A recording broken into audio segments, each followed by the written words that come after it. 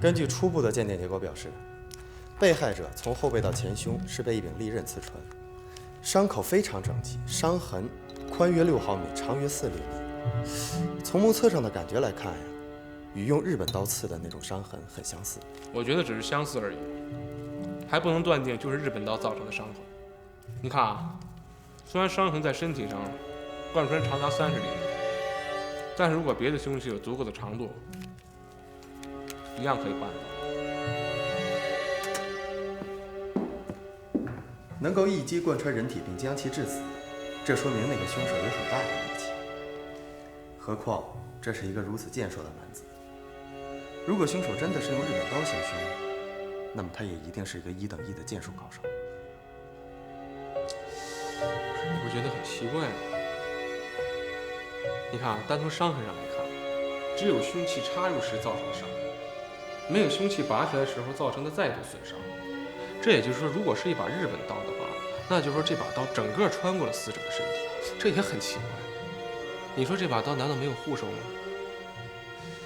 就算是没有护手，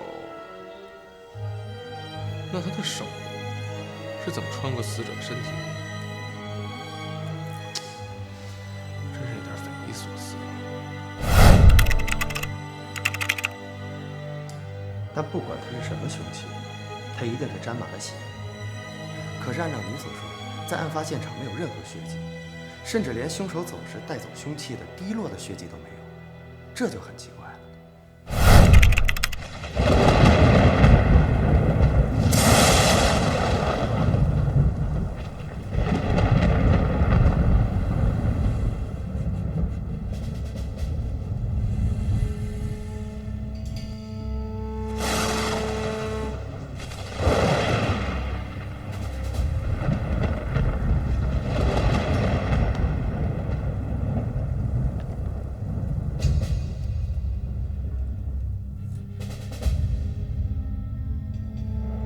決まったか？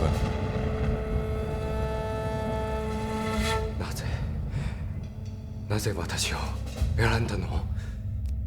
簡単だよ。品子を話すからね。中国語できますの人、私だけじゃないです。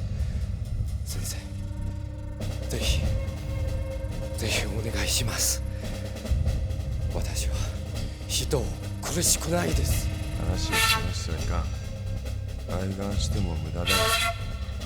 自分を助けられるのは自分だけだよ。自分ですか。運と言えば済むことだ。そうすればすぐに自由の身だ。君の母上の面倒から君の望むものすべてが手に入る。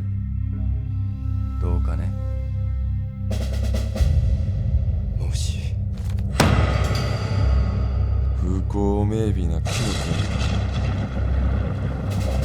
のような天才を生むとはね。母上も必ずや自慢に思うことだろう。羨望の的だよ。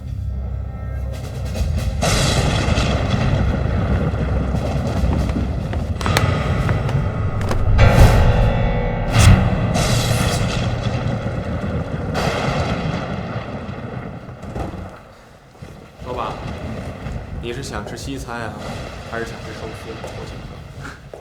说实话，我最想吃的就是家乡的驴打滚。你别说，你这么一说呀，我还真有点怀念我们杭州老家那个姜汁蜜蟹。哎，那个蜜蟹啊，每次我把那壳一掰开，里边全都是黄的。我是只吃这壳，不吃肉。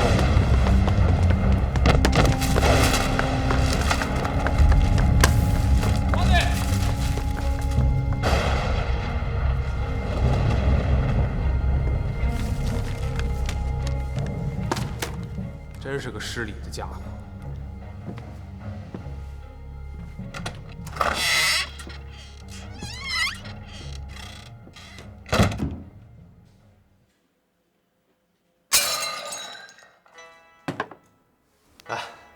那你毕业后有什么打算吗？没想过。是留在日本呢，还是回国？你呢？你是想留下还是想回去啊？我当然是想留下来，因为我离开中国已经很久了。久吗？刚4年。4年，4年前还是大清朝呢，现在已经改朝换代成了民国。而且据说啊，时局依旧很乱。你说我回去干嘛？我回去能做什么呢？所以我想留下来，在日本有先进的技术，安定的环境，更重要的是，他们相信科学，崇尚科学，这对我来说很重要。哎呀，也不知道是谁刚才还怀念自己家乡的小吃。那不过是一种情绪，跟乡愁相比，我更喜欢现在这种生活，哪怕是在异国他乡。那你父母呢？他们会过来吗？我可以把他们接过来，我有这种能力。但是迟暮之年又背井离乡，我怕二老不会同意。那不管怎么样，我在日本也要闯出一番名堂，我不会以一个无名之辈的身份回国。哼。哎，有的时候我觉得你更像一个侦探，每一步都在自己的计划之内。フグ、サスミカ2つください。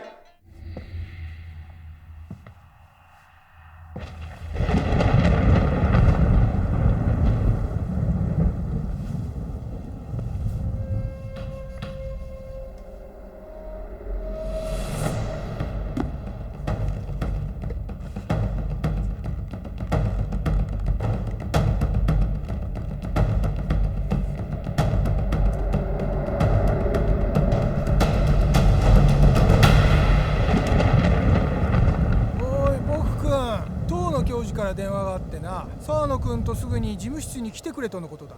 教授が何のことでしょうか？いや、それは分からん。ありがとうございます。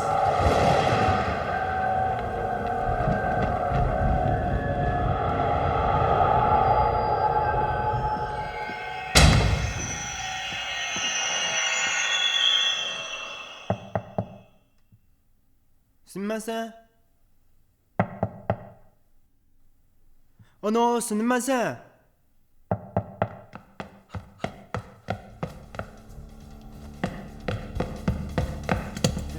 すんば、工場お酒地ならここにはおれません。つい今しがた表示が倒れてるのを見たぞ。何があったに違いない。地上それでおれますし、影を倒って参りましょうか。いや待て、私が行こう。呼び続けるんだ。はい、教授いらっしゃいましょうか。教授教授教授、な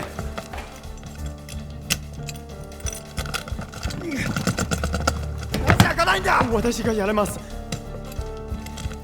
中から鍵が。こっち開けろ。はい。1、2。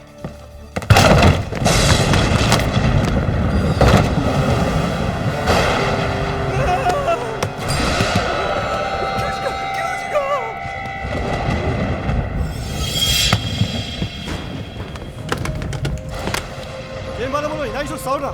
教授に教わらなかったのか。はい。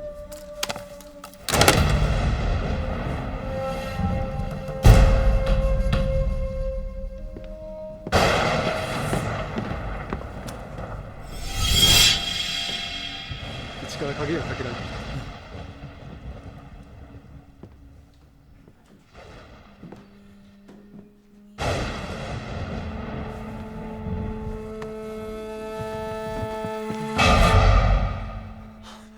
こいつが犯人か。警察だ。待て。ここは警察学校だろ。お前はどこへ行くつもりだ。学園長に報告しろ。はい。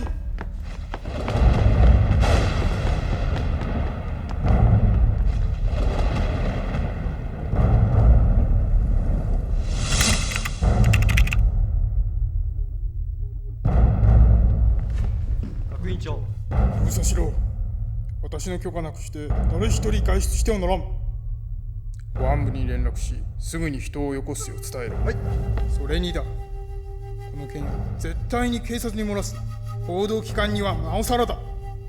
本校の名誉に関わる問題だ。重大な損失を招きかねん。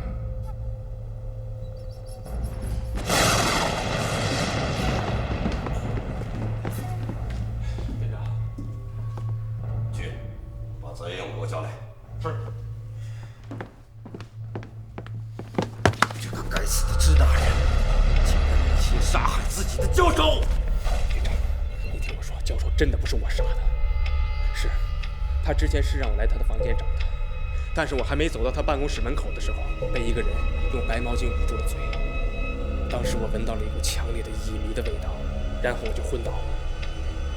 等我醒来以后，教授已经被杀了。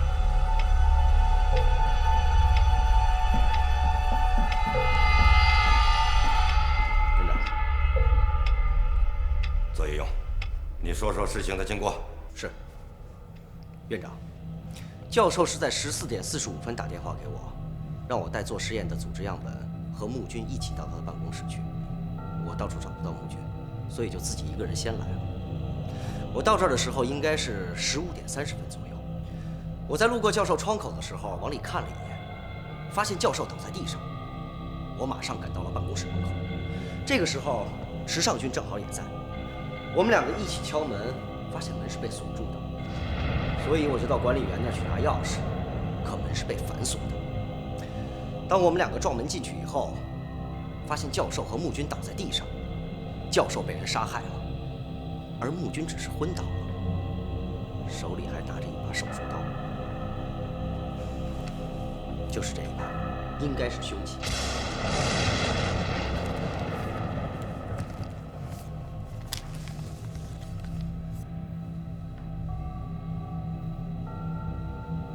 莫元昭，这把刀是你的吗？这把刀是我的，但是这把刀一直放在我的解剖室当中。解剖室的门没锁，任何人都可以进去，所以这点说明不了什么。院长，在池上君去向您汇报的时候，我顺便勘察了一下现场。我发现门和窗户都是从里边反锁的。教授的办公室只有2把钥匙，一把在管理员那儿，一把就在办公桌上。也就是说，在教授遇害的时候，这个办公室应该是一个封闭的密室。如果像穆军所说的，他是被人陷害的，那么我想请问，凶手在杀完人以后是如何从房间里消失的呢？另外，当我冲进房间以后，房间里有着浓烈的乙醚气味，地上有摔碎的玻璃瓶，教授房间的火炉里还有一股焦臭的味道。我记得东野教授曾经因为穆军擅自邀请医学院的支那留学生解剖实验责骂，并且把他各学期的学分都判为了0分。因此，我判断穆军对教授充满仇恨，伺机报复，杀害教授，并侮辱性地剥下了教授的脸皮，扔到火炉里烧掉。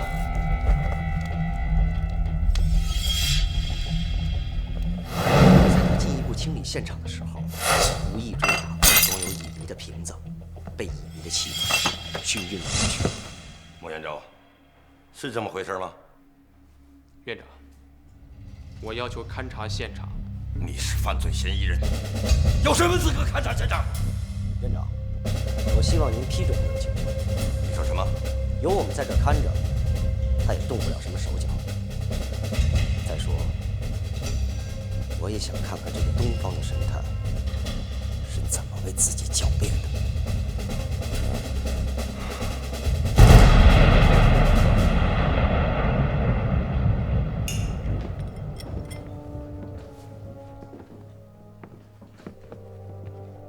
何か分かったかね？報告します。暖炉におそらく人間の皮膚だと思われる組織がありました。床に残った液体はエーテルとホルマリンの混合液です。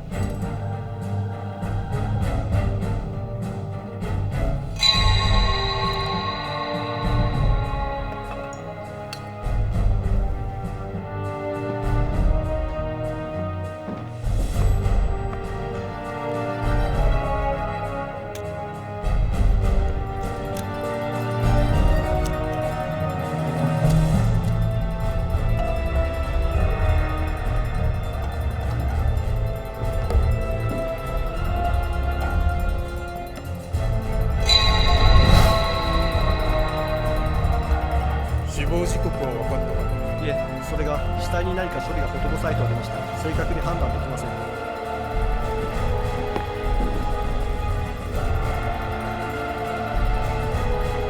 あなたたちが来た時、暖炉の火はまだ燃えていたんですね。はい、まだ勢いよく燃えておりました。煙突も調べましたが、人が出入りした痕跡はありませんでした。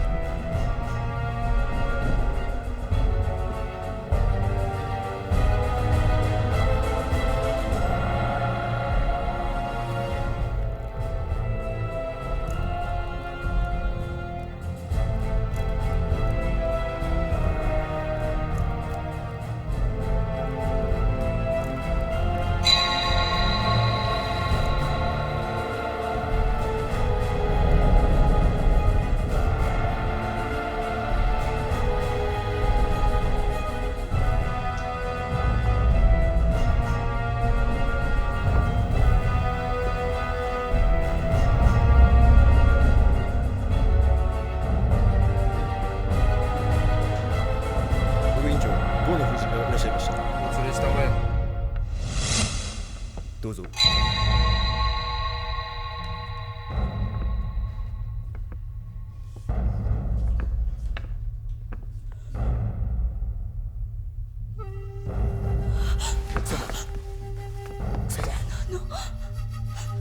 してなの？奥様、どうかお気を確かに。奥様、これはご主人でいらっしゃいますか？何？後悔なさらないでください。私の言ってるのは、つまり遺体の顔はすでにご確認願えますか？私が彼は一過水野さんじゃないことどれほど望んでたか。でも彼の呼びには結婚呼びかは私は見替えするとかない。ここに来る前に門の主演に尋ねたところ、ここ数日教授は外出なさらなかったそうです。ということは教授はずっとここにいたということです。奥さん、教授はここ数日家に帰ったんですか？ない。彼ほど何時そこ二山歌舞伎店長殺しの調べに検察本当に協力してた。だから家に帰ることない。为什么你要杀了他？他那么器重你，都是奥さん、ください。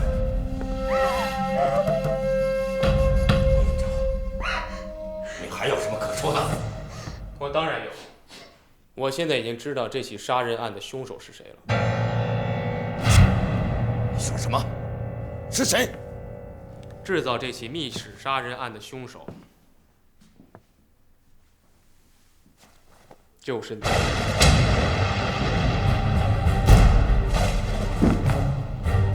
泽野勇。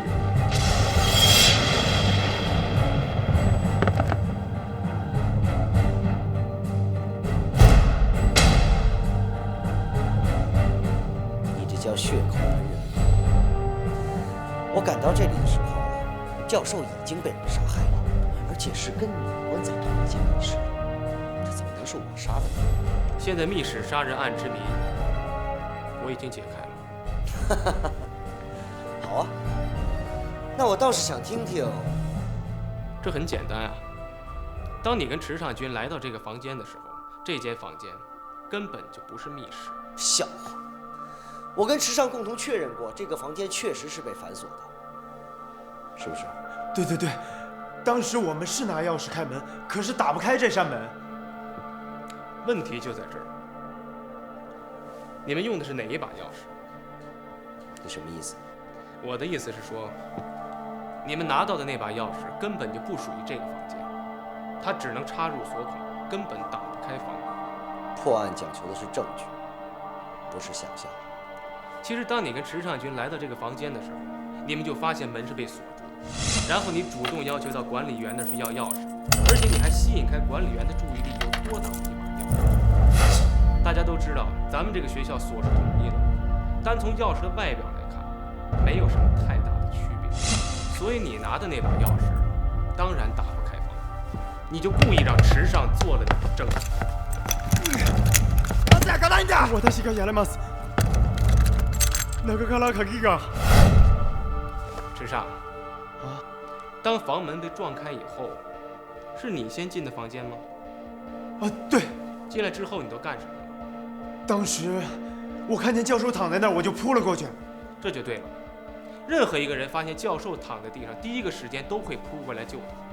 而这个时候，泽野勇偷偷扭住了门锁的锁扣，把门给反锁，然后你支开池上。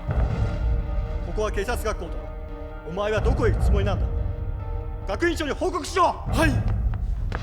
当池上离开案发现场之后，你就从容地将那把真钥匙换掉了门上的那把假钥匙。这一切都是你的推测，你有什么证据？证据我当然有。你是从窗户外边看见教授倒在地上，然后你跑到门口撞开房门来救他，是不是？是的。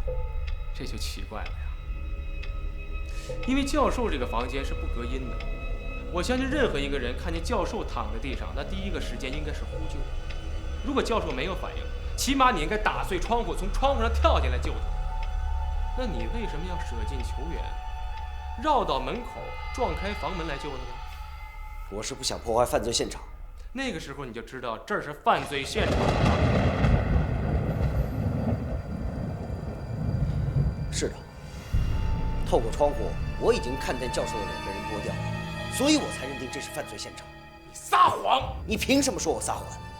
因为我已经确定了，从窗户这个位置往里边看，教授的尸体完全被壁炉和这个地灯遮挡，你根本就看不见。唯一能看见的是倒在地上的我。对，我想错了。我是从窗户看见倒在地上的木君，他手里拿着手术刀，所以我才认定这是犯罪现场。对不起啊，是我错了，我刚才忘了。是吗？你刚才所说的一切都是你的推测，不能当成真正的证据。哼，真实的证据我也有。是什么？泽野勇，你太自信了。你认为你设置的密室杀人案天衣无缝，再加上刚才院长吩咐过所有关系人不得离开现场，所以你没有机会销毁最关键的证据，就是你换掉的另一把钥匙。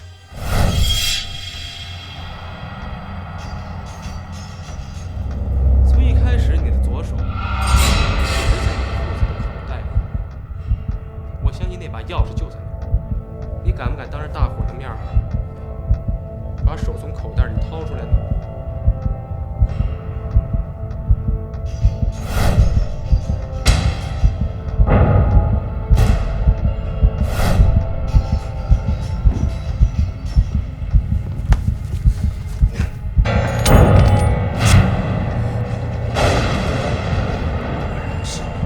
说，为什么要杀害东野教授？院长，教授不是我杀害的，他不是我杀害的。为什么要杀教授？为什么要毁掉他的脸？你为什么要那么残忍？不是我，真的不是我。证据确凿，还敢抵赖？他没有抵赖，他确实没有杀教授，也没有剥掉教授的脸，更没有毁了他。没有，明明在壁炉里找到了人体的组织皮屑，那根本就不是教授的脸。院长，你还记得刚才泽野勇在向你汇报案情时说过一句话吗？教授是在14点45分打电话给我，让我带做实验的组织样本和木君一起到他的办公室去。记得。怎么了？但是从始至终，他的手中并没有任何组织样本，这能说明什么呢？什么意思？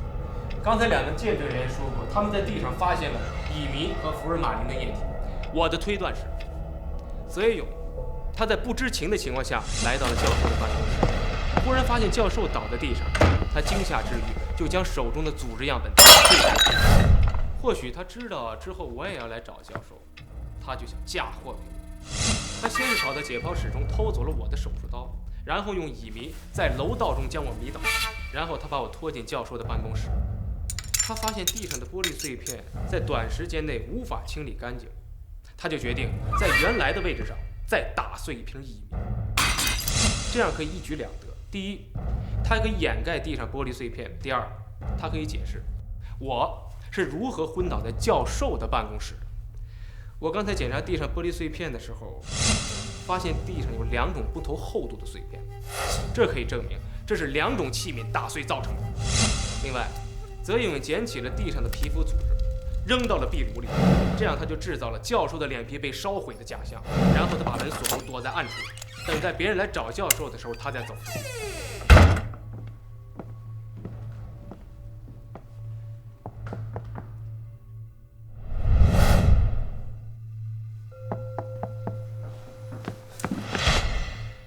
这样一起密室杀人案的现场就完成了。泽野勇，是这样吗？是。你干嘛陷害我？因为我讨厌你。你一个支那人，凭什么能得到教授的器重？教授还让所有前10名的学生都要学习中文。劣等支那人，我跟你学什么？连院长都可以讲一口流利的汉语，你有什么资格抱怨呢？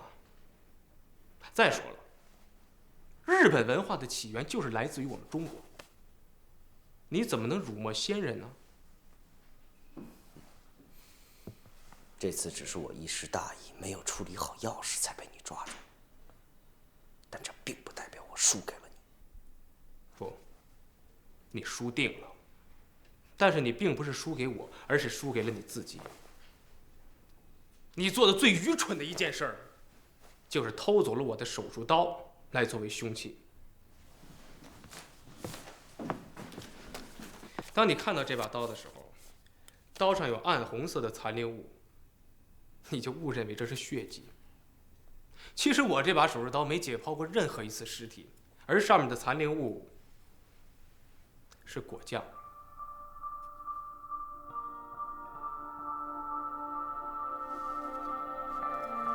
你身为警察学校的优秀学生，竟然连果酱和血也分辨不清楚，说明你根本就没有资格当一个侦探。混蛋！丢人现眼！带下去！是。走。走。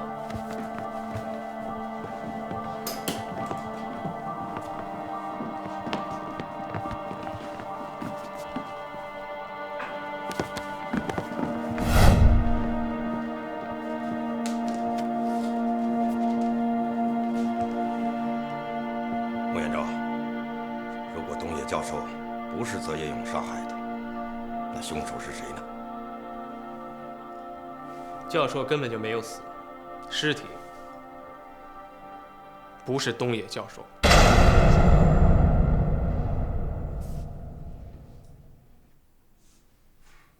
这怎么可能呢？死者不是东野，可是刚才东野太太已经确认了，不是吗？はい。彼は私の旦那に間違いない。惠子夫人，可能您刚才被现场的景象给吓着了，所以才没有分辨清楚。莫彦昭，你凭什么说这具尸体不是东野教授？根据2点，第一，死者的皮带。大家都知道，皮带戴久了会在皮带上留下皮带扣压过的痕迹。那么，请看死者的皮带扣。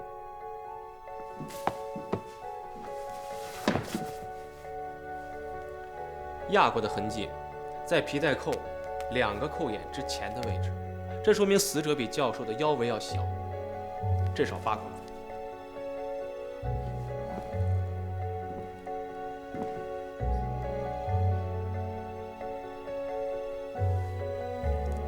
说明什么呢？这不能证明死者就不是东野教授。或许东野教授最近工作太疲劳了，消瘦了，或者说这根皮带根本就不是东野教授的皮带。我还有一个证据，就是教授的结婚戒指。教授和惠子夫人结婚20多年了，那么在教授左手的无名指上，一定会留下明显的戒痕。死者的手指头上根本就没有戒痕，而且这枚戒指戴在死者手上，显然是大了一些。所以我认定，死者根本就不是东野教授。那他到底是谁呢？和歌山话剧团的团长前原真胜。前原真胜，你拿什么证明？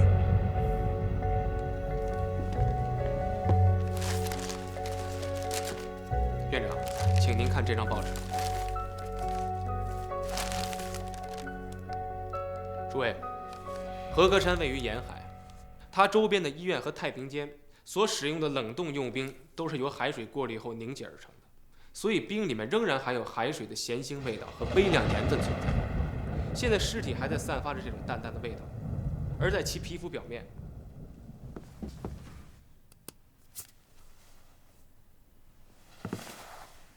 我找到了盐结晶后的微弱残留物。这又能说明什么呢？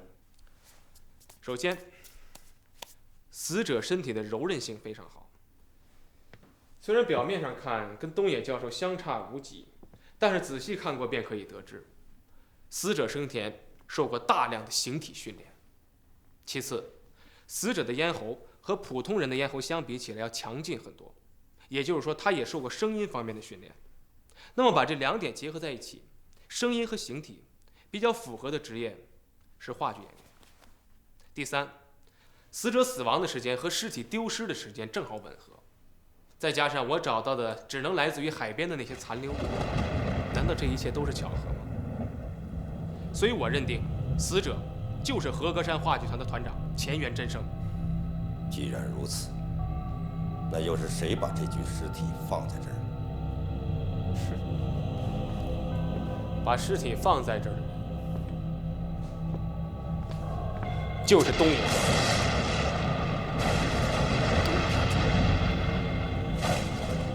你怎么知道的？因为壁炉。大家想一想，像现在这样一种天气，在室内点燃壁炉，是不是很奇怪呢？点燃壁炉应该是泽野勇做的，他就是为了燃烧皮肤组织，这有什么奇怪的？不对。大家请看炭灰的体积，按分量估算，它至少燃烧了12个小时以上。泽野勇说过，他下午2点45分的时候接到教授的电话，传达室的人可以证明，那个时候教授给我也打了一个电话，所以那个时间段只有教授一个人在办公室里，没有人进来，所以我认定壁炉是教授点燃的。可是他为什么要这么做呢？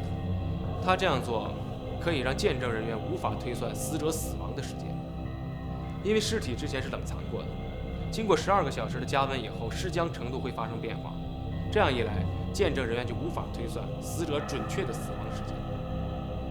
尸体融化后身旁的结晶也可以说明这一点。这么说，教授他还活着，可是他现在人在哪儿啊？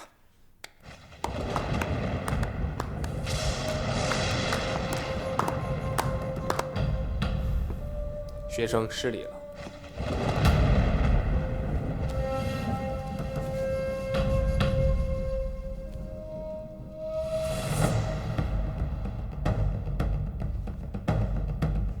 干得漂亮，院长。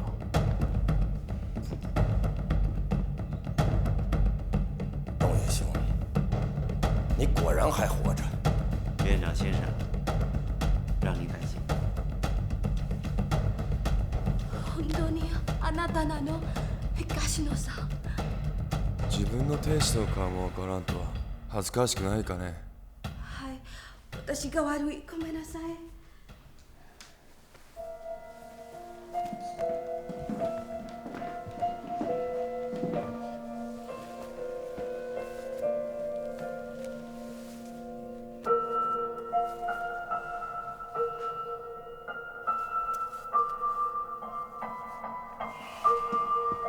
东爷，你干什么嘛？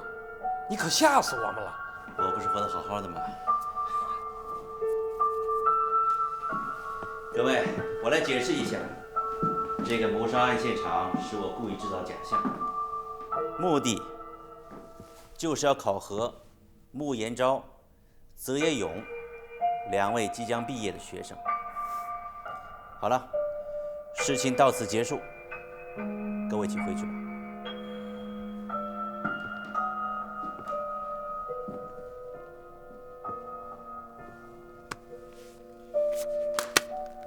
东野君，请你一会儿来我办公室一趟。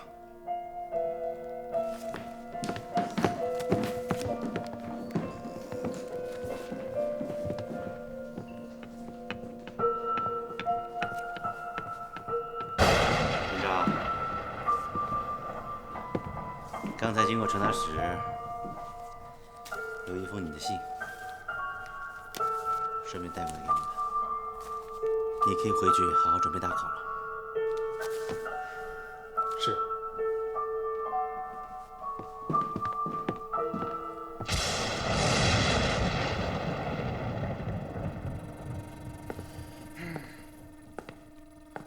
全く理解できんよ。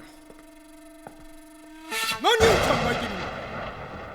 帝国警察学校の最も優秀な生徒がよりによってシナ人だとは。学院長、彼が優秀であるならまず認めなければなりません。国籍は関係ない。キレも狂ったのかね。いいかね、僕炎章が最優秀生徒などということは絶対にありえん。学院長、私の任務は優秀な人材を育成することにあります。私の願いは彼らを私自身のものにすること。大日本帝国のために。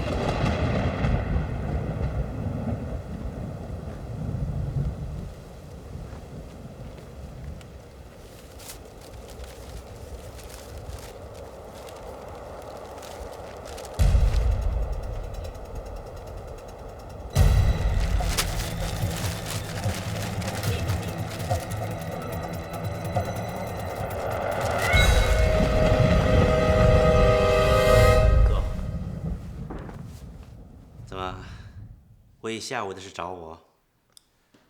教授，学生过来打扰您，是有另外一件事。什么事儿？我想问，为什么？家里出了一点事儿，母亲给我来信，让我马上回去。可是你马上就要大考了。我知道，但这件事比大考更重要。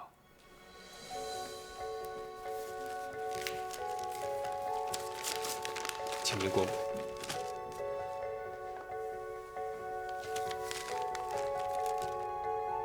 你是打算回国侦破这个盗窃案？准确地说，是想回去救我父亲。何时启程啊？我想明天就去买船票。看来你是归心似箭呐，忙了一天也没吃东西吧？走，咱们去吃一点，就当作是咱们师生最后的晚餐。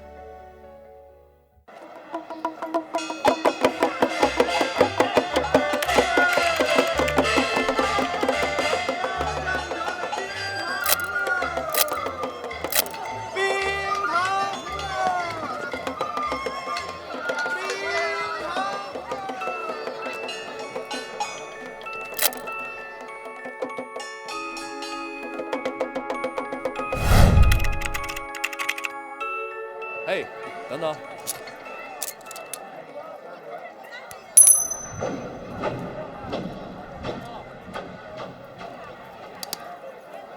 先生，你要糖葫芦吗？我全都要。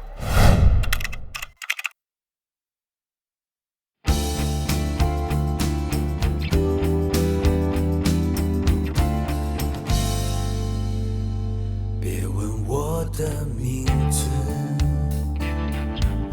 曾经沧海的水滴。别看我的眼睛，你读不懂的心事。别想偷走我的心，已经封存在海底。别再欲言又止，随风飘散的故事，不说迷离的感情，可以将心掩饰。你听不懂的言语，无需太多解释。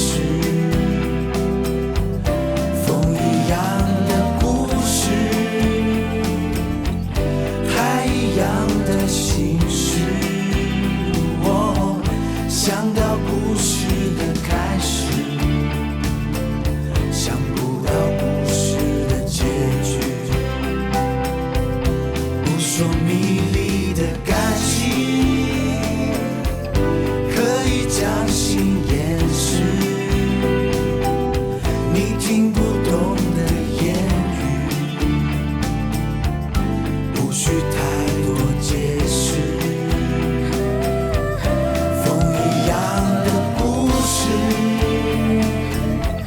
海一样的心事。我想到